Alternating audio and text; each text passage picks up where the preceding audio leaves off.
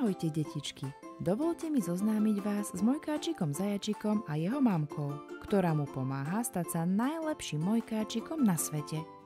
Vypočujte si ďalšiu rozprávku o tom, prečo sa volá hra Človeče nehnevaj sa. Pekne si ľahneme a pripravíme sa na počúvanie rozprávky. Hlavičku si položíme na vankúšik, zatvoríme očká. Jazyček dáme za zúbky, aby si aj on oddýchol. Zamkneme rýchlo pusinku na kľúčik a odhodíme ho najďalej, ako vieme. Samozrejme, nehýbeme ani brúškom. Aj to si potrebuje pospinkať. Pomaly si položíme obidve rúčky. Nezabúdame ani na pravú a ľavú nôžku, ktoré pokojne položíme na postieľku. Výborne, ste šikovní. Ide vám to úžasne. Tak a môžeme začať. Ako všetky detičky, aj Mojkáčik Zajačík by sa najradšej celé dni len hral. Veľmi rád sa hral aj spoločenské hry. To sú také, ktoré sa u nich doma hrali hlavne, keď mali doma návštevu a bolo ich viac. Mal rád napríklad hru Hádaj, na čo myslím. Ale bola jedna hra, ktorú nemal veľmi rád. Volala sa Človeče nehnevaj sa.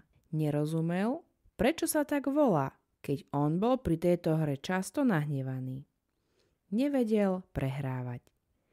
Vtedy stále povedal, nerozumiem, ako mohol niekto vymyslieť hru, pri ktorej sa nedá ani trénovať, naučiť sa hádzať presne to číslo, ktoré chceme hodiť.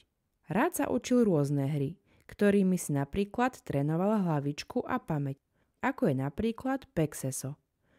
Úplne zabudol, že mali dostať návštevu v piatok po obede. Keď sa rozhodovali, akú hru budú hrať, vyhralo Človeče. Keď si posadali všetci v obývačke za stolík, hra sa mohla začať. Začal hádzať detko, no nedarilo sa mu hodiť čestku a tak nemohol položiť panáčika na štart. Mojkáčik vysvetľoval detkovi.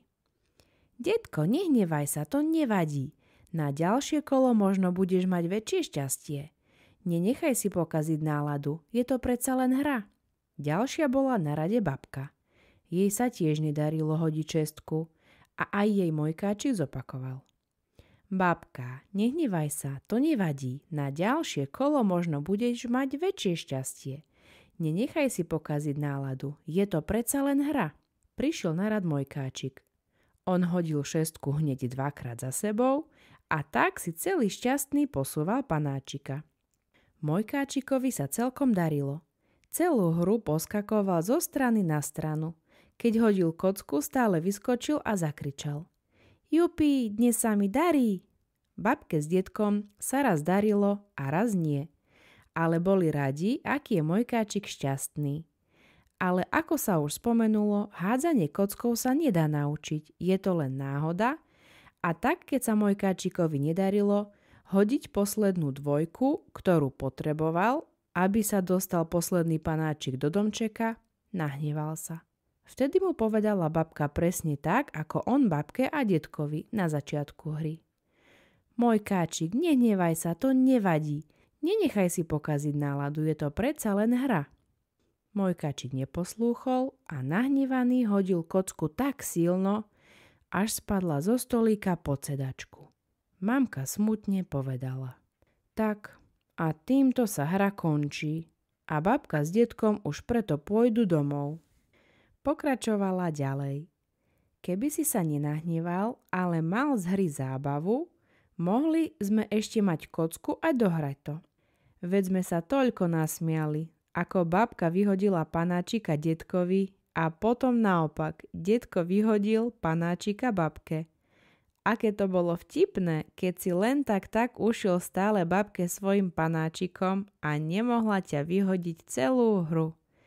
Aj keby veľmi chcela, keďže sa jej nepodarilo hodiť správne kocku. A teraz sa nedozvieme, kto by vyhral, či ty. Ak by si mal úsmev na tvári, v ďalšom kole by si hodil dvojku, ako si chcel. Alebo babka, ktorá sa nevzdávala celú hru, aj keď ste jej panáčika vyhodili s detkom viackrát. Mojkáčik súhlasil a povedal.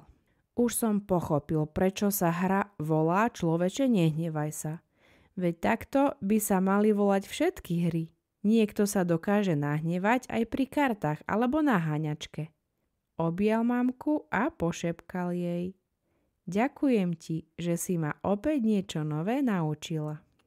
A nakoniec si ešte zopakujeme. Čo sa Mojkáčik v dnešnom príbehu naučil? Prečo sa volá hra Človeče, nehnevaj sa, keď sa veľa ľudí pri nej nahnevá? Každá hra je len hra. Keď sa nám nedarí, neznamená to, že sa nám nebude dariť celú hru. Ako babke sa nedarilo, keď jej panáčik a detko s Mojkáčikom viackrát vyhodili. A predsa mala šťastie a kocku hodila tak, že skoro vyhrala celú hru.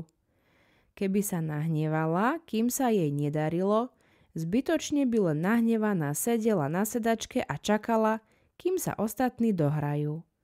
Dobrú nocku, sladké sníčky ako cukríčky.